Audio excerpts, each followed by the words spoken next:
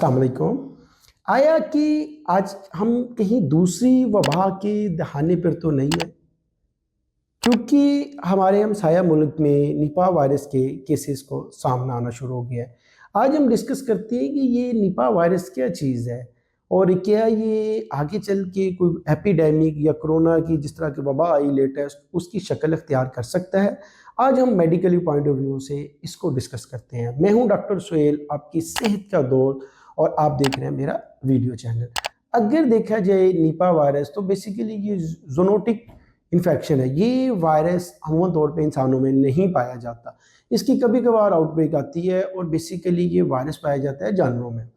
जिसके अंदर चमगादड़ है उसके अंदर ये बेसिकली वायरस पाया जाता है। अब वो जो आपका है कि डेट का ट्री है, जैसे खजूर का दरख्त कहते हैं, उसके रस के अंदर वो अपना सलाइवा शामिल कर लेती है और वो किसी न किसी फॉर्म में इंसान में ट्रांसमिट हो जाता है।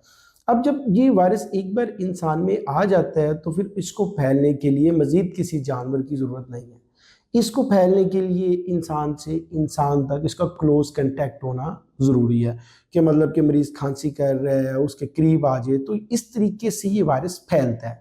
और जो इसमें ख़तरनाक चीज़ है वो है इसका मोर्टेलिटी रेट। इसका मोर्टेलिटी रेट की अगर बात की जाए कि अगर 100 मरीज़ों को ये हो जाए तो उनमें से तकरीबन को 50 से लेके 70% तक मोर्टेलिटी है।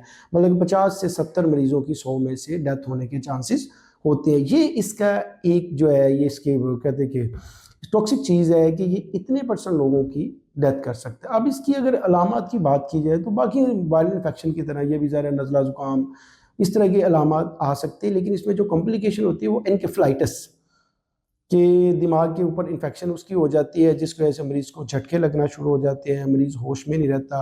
बेसिकली अभी तक तो ये केस इतने ज़्यादा हाई लेवल पे इसे या एपिडेमिक आई नहीं, लेकिन अभी इसके ये एक वायरस है जो बेसिकली जानवरों से अब इंसानों में ट्रांसमिट हो चुका है। अल्लाह करे कि अब आने वाले वक्त में इसकी कोई वबा ना आए।